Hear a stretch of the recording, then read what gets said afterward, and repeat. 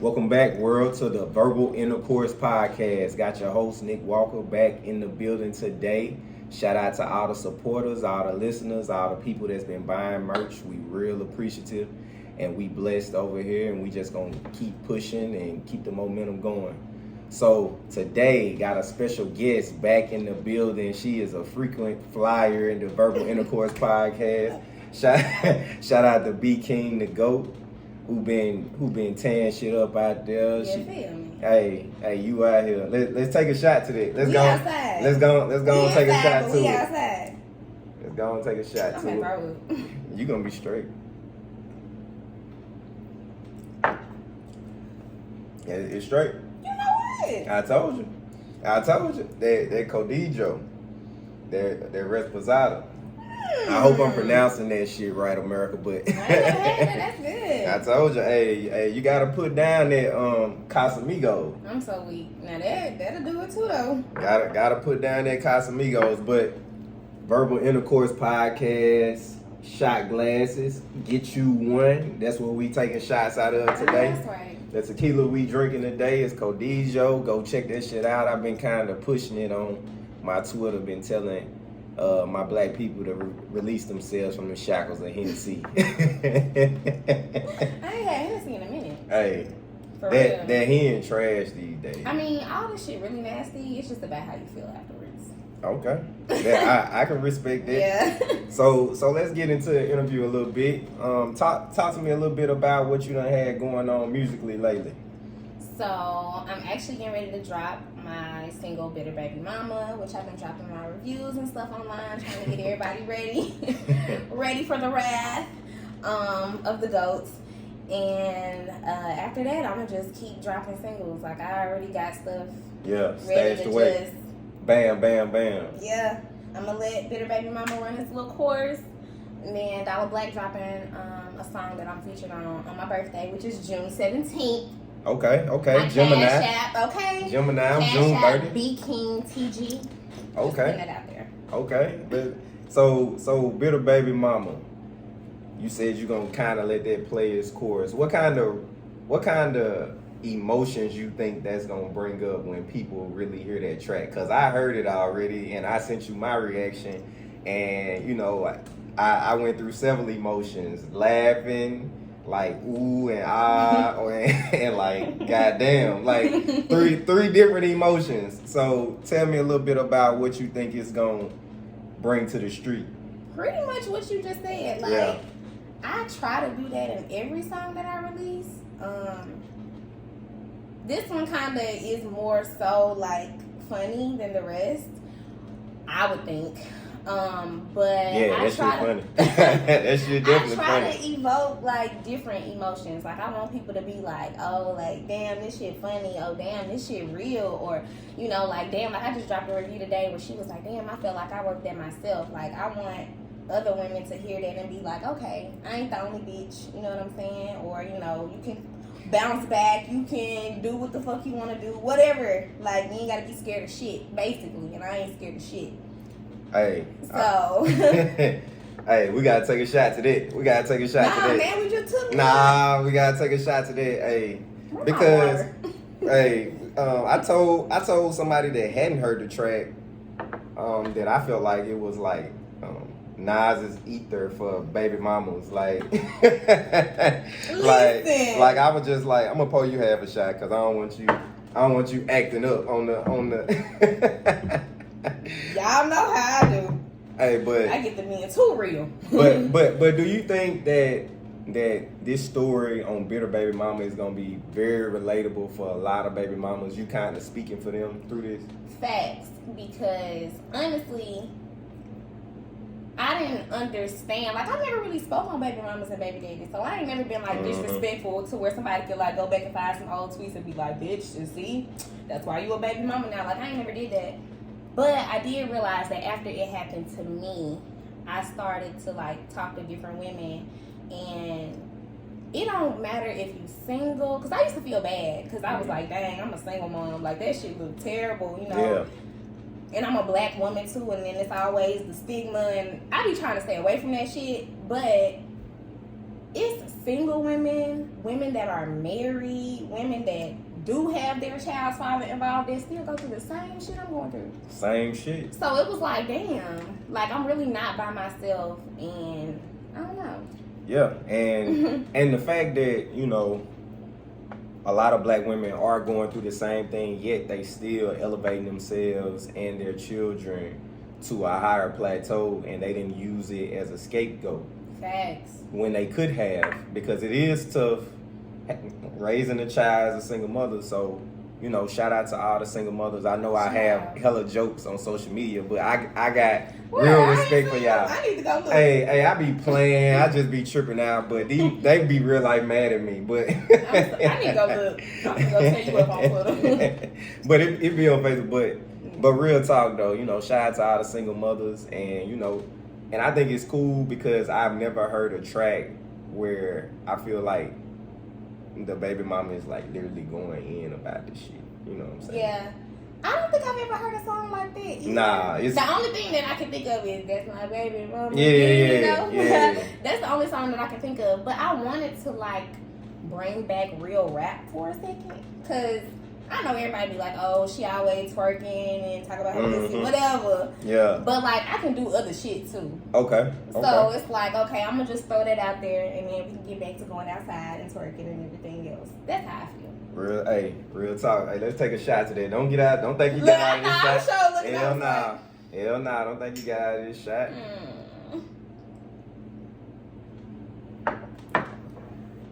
Yeah. It's not bad. Nah, it ain't bad at all. That's what I'm trying to tell you. So, but this shit hitting quick. Yeah, it's gonna hit you quick now. But I told you a half a shot, so I'm trying to keep you level headed. I ain't taking no more. Shit. So, so let's go back to what you was previously saying. You saying that you can do a lot of shit, versatility wise as an artist. I was previously on Instagram this morning and I saw Mia X, Big Mama Mia, No Limit Soldier. I seen her post some basically telling the female rappers that, you know, it's great to talk about a lot of sex, but talk about other shit too. I'm paraphrasing because I don't remember the real quote, but that's what she was saying. It's great to talk about sex and great to be sexually free and all that shit, but talk about other shit too as a female artist. Do you think some of your work that's gonna come up now is gonna show your versatility more than it already is shown? Yes and no. Mm-hmm. I feel like people completely ignored Money Over Busters, low key. Yeah. Because it's like that EP really ain't just like sexual based at all. It ain't. At all. It ain't. But it just so happens that when I do drop stuff that's more sexual, it gets more attention. Yeah. So it's like people forget about the other stuff that I've done and they just be like, oh, she just be talking about her pussy. It's like, no, that's just what you like to listen to from me. Real. But I do have other stuff out there that's not, you know, so sexual. But I mean, yeah, because you got Money Over Busters. You got Stacking. You know, I can see the versatility. You know, but like you said, sex is one of those things that's gonna always sell. It's just like me when I put out a podcast. If I put out a podcast talking about some bullshit, it's gonna get a lot of spins. Yeah. If I put a podcast out about educating the people, you know, ain't nobody trying to hear that. Ain't nobody trying to hear it. They try to act like they want to hear that just so they can have something to say, but they're not really interested in the real shit. They interested in the bullshit. Real talk. So it's really just a game. Real talk. Like, so inspiration wise, who have you been listening to musically to kind of get you in your zone, or are you just kind of just always in your zone to make music, or what motivates you? So, and I was just talking about this the other day. I really just listen to myself, and I know a lot of artists are like that. But I don't actively search for new music. I kind of just come across it from like friends, or like if I go out to the club and I'm like, oh, okay, what's this? And that's kind of, I don't know. I try to keep my creative process as pure as possible because I know that I'm like a sponge. I can really soak up anybody in the fucking game, and I don't want to sound like nobody else. I try my best not to, at least. So real. Yeah. So that's hella interesting. You say you listen to yourself a lot, because I kind of when I replay my podcast, I listen to my podcast a lot to kind of see what I can do better, how I can, transition from question to question better. How can I switch up my delivery? Things of that nature. Is that something that you listen to when you kind of listen to your own music? Like, this is what I need to get better on, or I could have did this verse harder, or some shit like that. Yeah, for the most part. And I try not to critique myself too hard or too much, because I'm not the type of artist that forces myself to write every day like most. Which I wish that I would. Like, I really need to, because I feel like I could be so much better than what I am now.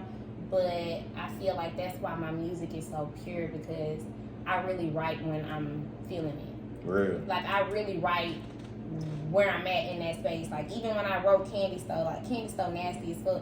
That's because I was fucking a lot. Yeah. At that time. Yeah. It wasn't a lot of people. Yeah. But, you know what I'm saying? I was just having fun. I was just doing so much. And I was like, ooh, fuck with me shopping at the candy store. Like, I was just feeling myself at the moment. So, I don't know. Yeah. Yeah, I feel that. I feel that. Like real talk. Like, being a creative, you kind of just got to be in a space, and you kind of create shit that kind of go with your lifestyle at the time. And I think that's very important, not to force shit. You know what I'm saying? Because I know that's why it's so much bullshit out here. That's why it's so much bullshit, and at the same time, that's why a lot of motherfuckers, they be putting out all these tracks that sound the exact same. Like, I just be like, man, this is the same and that's shit. why, because people are listening to other people and they like, oh, like, this shit hot right here, so I need to make something like this. And it's like, we already got that. Like, find something else to do. Like, I think people be scared to create a new lane, and it is hard, because in the beginning, people not really gonna fuck with you, but you just gotta keep going. Like, somebody gonna fuck with you, and then eventually it's just gonna grow from there. Real talk. So, as far as like fans or whatever, I'm sure a lot of people hit you up and be like, man, I really fuck with your tracks and shit like that. What track has gotten you the most notoriety to date that done had a lot of people say, man, I really fuck with that shit? Blockhead. Of course. I figured you was gonna say that, yeah. Oh my God, it's such a twerk anthem. Yeah. Like, all the bitches want to twerk to it, all the niggas want to see the bitches twerk to it. Real. And then I just think that, overall, it brings back that nostalgia too. Because you be like, okay, I need a hot girl. And it's like Twigger, when he played in one block, he'll mix it with Hot Girl. Hey, and that shit fire. Yeah. Like, it'll turn the fucking party up. So, like, and I know people like, where's the video? And the thing about it is, where is the video? I have a certain vision in my head for how I want the video to be. And I've been trying to plan and piece stuff together and get all these people together to shoot the video how I see it in my head. If I cannot shoot something how I see it in my head, I'm not going to shoot it until I can make it look like how it needs to look. Because I'm not going to do any of my art a disservice just because I want to just rush something. Really? Like, Blockhead hot in the city, but like, it's so many people that don't even know that song. Like, when you think about the United States as a whole, like just the United States, don't nobody know Blockhead yet. Yeah.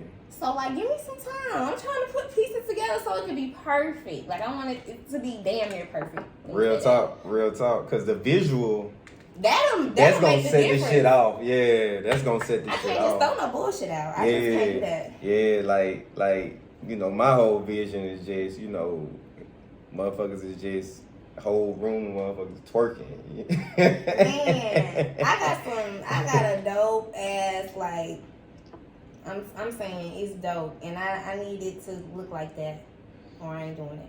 I feel that. So you out there in Texas right now, Houston. Yeah, I'm in Houston. And then you saying you gonna move to Dallas. I'm about to move to Dallas, yes. So when you move to Dallas, are you gonna complete an EP, or are you gonna put out an album, or are you just gonna put out singles? So I actually was gonna drop an EP, and then I said, fuck it. I'm just gonna drop singles.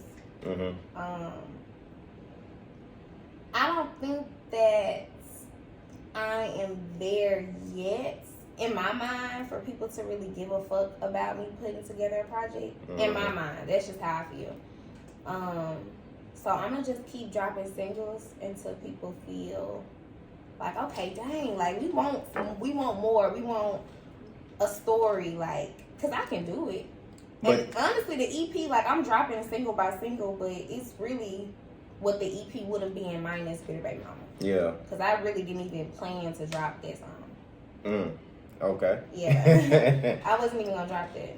So do you think that, like you said, in your mind, you're not ready? Do you think that you're kind of nervous about, jumping off the cliff, or do you just be like, okay, objectively, I'm not there yet. I need to build up some more momentum. That part. Okay. Objectively, yes. Okay. I mean, I put out Money Over Busters. I felt like I jumped out of there when I did that EP. Mm-hmm. And I had my listening party, and a lot of motherfuckers did not come that I invited. I was there. Okay. I was there. It's cool. I'm not tripping. But, it be like that when you start off. It's just that I feel so sure of myself, and I feel so confident. And I also feel like a lot of the times, too, people be, like, judging me harshly when it comes to my music, because people feel like I've been doing music for a long time, but I really haven't. So when did you initially start? So I made the decision in my mind, like, okay, let me do this. I think I was going to try to do music in 2016. 2016? Okay. Yeah, it was like the end of 2015, 2016. Then I moved to Dallas 2016, and I didn't get into like a first official studio until I was in Dallas 2017. I didn't drop my first single until 2019. What people don't understand is 2020 was just a really good year for me musically. Yeah. And so it made people feel like I've been doing it way longer than I have, but I'm really just a rookie. So I really wish people would give me a fucking break. Yeah. I'm trying here. Like, I'm just starting, but it don't seem like it. Yeah, because I feel like you just starting, because you said you started in 2016, but, I ain't crossed paths with your music until, what? 2019.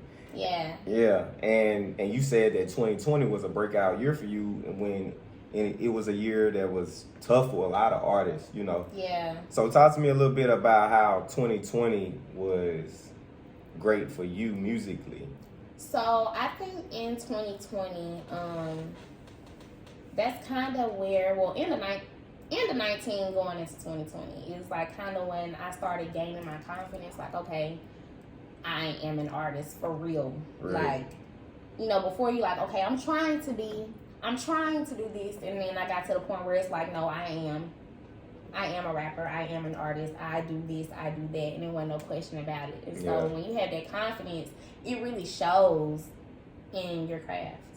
Because you be like, damn, okay, she is good. Like, I had somebody write me, like, I could just see the growth in your music. And it was so funny to me because, like, I really hadn't done any work for real. Yeah. People had just started to notice. Yeah. I didn't really do anything different. Like, I've been writing freestyles and stuff like that. People just never gave a fuck. Yeah. And then it's like, when you see one person give a fuck, then and it make the next person give a fuck. It's a domino effect. And so then people start giving a fuck that typically wouldn't have gave a fuck if they didn't see this person right here give a fuck. That's real talk. So, yeah. Yeah, but when you send me your music, and that had to be in 2020. When you send me, that was 2019. That was beginning of 2020. Yeah, because it was in March. Before the pandemic. I think we might have did our first interview in February. And I did that Roddy Rich freestyle. Real talk. But before you even hopped on, when Chris sent me your music, I was like, oh, she hard. And then I feel like when you got on soliloquy with the Blockhead video, I feel like that really turned some shit up. Yeah, that shit was dope. Cause when I was in there, Fly was in there. He was like, "This you?" Yeah. I was like, yeah. That was so funny. But yeah, no, that was fun too. You need to do another one of that. Yeah. We got him coming, man. Red getting his camera fixed, so hurry up and get that camera fixed. But okay, we missed you, Red. Yeah, we miss you, dog. But yeah, we got some shit coming. So let's go back to Bitter Baby Mama. Talk to me a little bit about what the hell was going on when you recorded that shit. You ain't got to get into the specifics. Yeah. Cause you know I will. Yeah. I don't want no drama. No, I don't want nobody. okay, I ain't gonna bring no drama. No, for real. Cause honestly, I wrote the song last year, so like, it's just funny to me because when I hear it, I'm just like, whatever. But you know what I'm saying? else, Because I've lived through it, I'm past it, I'm over it. Who gives a fuck? But I know that when everybody else hear, they gonna be like, what the fuck? But like, I'm past that. So that was, I wrote that song November 2019. No, 2020. My bad. Yeah, November 2020. Yeah. And that was like, cause I had a breakdown the first week of November. Like real bad. Like it was so bad. And I was actually in Jackson when it happened. And then I ended up going back to Texas. And I was getting my life together. And when I wrote that song, like my brother had sent me the beat. Actually, my brother made that beat. Brock made that beat. Okay. That shit hard. He made that beat. That shit is tough. That shit is hard. That shit make you want to get that shit, butt with a nigga. Yeah, that shit hard. Shout out to Brock. Shout out to Brock O'Beats.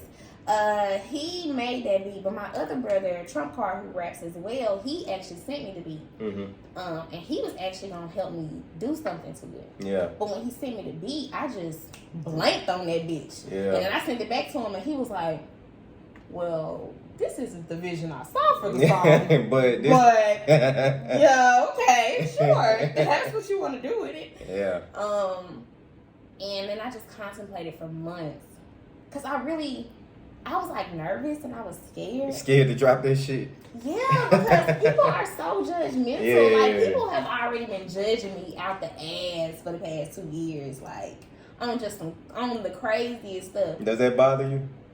It used to bother me. It bothers you? Yeah. It used to bother me real bad because people used to say stuff about me that was like not true. And you cannot defend yourself with everybody. But I was trying to. Yeah, can't do and so that. just so frustrating because you're like, that's not true. Yeah. That's not true. And like nobody gives a fuck anyway. Yeah, don't nobody care. It used to bother me so bad. And honestly, if I still cared now, I wouldn't drop the song. That's how I know that I've grown and I've gone past that because I can drop it and I'm like, what? And what? Because I'm not going to argue about the truth. No way. Real talk. Period. So, it is what it is. I mean, some people may feel some type of way about it or look at me sideways, but I don't fuck with these bitches no way. Hey. That's how I feel. Hey. So, ding, ding, ding. Argue with your mama. Because you can't argue with me. I don't talk to you. So, but yeah. So, I'm sure how you be on social media, you twerk a lot, you have fun, you post polls and crazy shit. It's all fun. I always end up laughing at your shit. That's why I always see you laughing. I just be like, this shit is funny. This girl is wild. Do you think all of that shit is the reason why motherfuckers judge you? Because I feel like just off of that alone, niggas is gonna hate because they realize that you happy with yourself. No, for real. And that's what I had to realize too. Like, I literally just talked to my homegirl about this the other day. I was like, bruh, it is really crazy to me that people are mad about me not being mad. Yeah. Like, I think people wanted me to be like so like out, down on my ass, like sick. No, why would I do that? Yeah. Why would I do that? Yeah, people love to see a motherfucker down No, they bad. want to see me down bad so bad. And it just makes people, like, when I got into one of them niggas on Instagram and he was like, just go get your family back. I'm like, boy, if you don't take your what? Like, I be like, oh my God. He said go get your family back. Go get my family back, y'all. That shit had me so damn weak. I was like, yo, people say anything. But I'm appreciative, like, on everything. Like, I can't even lie. I'm so glad that I got attacked the way that I did. Because how do I expect to be the next Beyonce or next Nicki Minaj and I can't take you can't handle that shit. Yeah. Whether it's true or not. So I had to get to the point where it's like, I don't give a fuck whether the shit true, not true. Like, if I feel like clearing it up, I will. If I don't, that's my business. Like, and who gonna check me about it? Real talk. Hey. Shit, I always feel like if a motherfucker is spreading a lie about you, a rumor about you, shit, man, just believe it. Fuck it. No, for real. Yeah. And go stream my music. Yeah. Go stream B.King, the GOAT music. No, for real. That's why I be telling folks, y'all so messy, but y'all don't share my music. But I'm actually good at it. That's what frustrates me. Man, you fire though. Like I wouldn't be so saying that shit just because you on the pod. Like your shit is hard. You know what I'm saying? I appreciate that for real. I think that makes people mad too because I talk a lot of shit. Yeah. So it's like you braggadocious for real. I talk big boy shit for real. Yeah. And so when you talk big boy shit, they want you to be at least trash. You know what I'm saying? Because it balance out. But if you talking shit. And then it get to the point where motherfuckers like, I don't fuck with that bitch, but she is good. They don't like that. Yeah. They don't like that. Yeah. Outside. I don't be trying to brag, but like I'm really tired of people playing with my name though. Hey, don't play with B.King, the GOAT name, man. Where my powder brush? Man, I'm finna. I ain't got no powder brush. I got you a shot. No. Yeah, I'm gonna give you a half a shot though. Please, I'm a baby. I told you I can't handle licking no more. So we've been end up closing out this interview a little bit, but I do have a final question. Oh, Lord. So, how difficult is it to time manage being a single mother and a recording artist at the same time? Because I'm sure it's time consuming recording. And I know it's tough, you know, being a single mother, but you've been handling it how the best way you can and in a great way at that. So, talk to me a little bit about that. So, in the beginning, it was a little hard while I was still living in Jackson. So I would kind of have to like do an hour here, an hour there, and like beg my mama to watch Boss or be like asking my brother, like, can you watch Boss for 2 hours? Stuff like that. When we first moved to Texas, I didn't do any music. Like, I was still networking, but I wasn't like actively in the studio or nothing because I was still trying to get stuff together, and then it was hard with Boss and all stuff. It was a mess.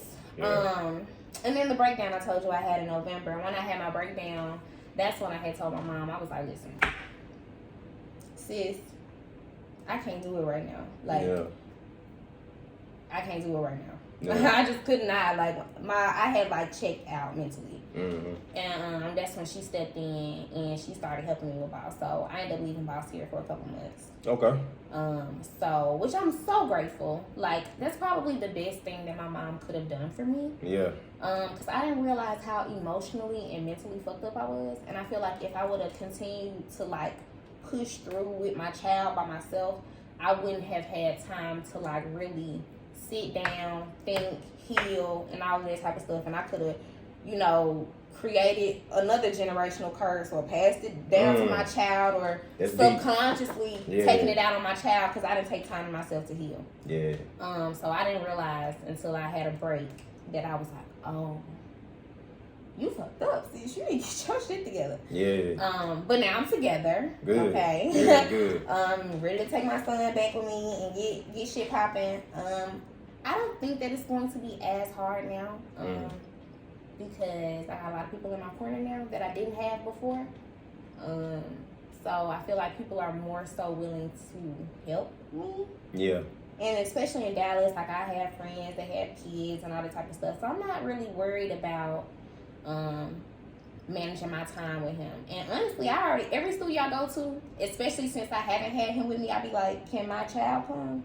That's the first thing I ask. Like, can my child come? They be like, yeah, he can come. Okay, cool.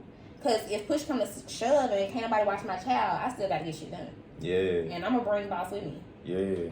He going to have some headphones, so he don't really be hearing everything. Yeah. But, you know what I'm saying? Yeah. He can be with me. Parental advisory sticker. You definitely need that shit all over the album. My goal is to make a song where I'm not cussing or saying anything disgusting. It's hard sometimes. How old are you right now? I ain't telling. That shit gonna come in your 30s when you make a track like that. Man, I could probably do it now. You could do it now. But it's just like, I'm outside. So you outside. I'm outside, so yeah. So, and that's gonna lead me to one more question. So, you outside, hot girl summer. Tell me what hot girl summer means to you.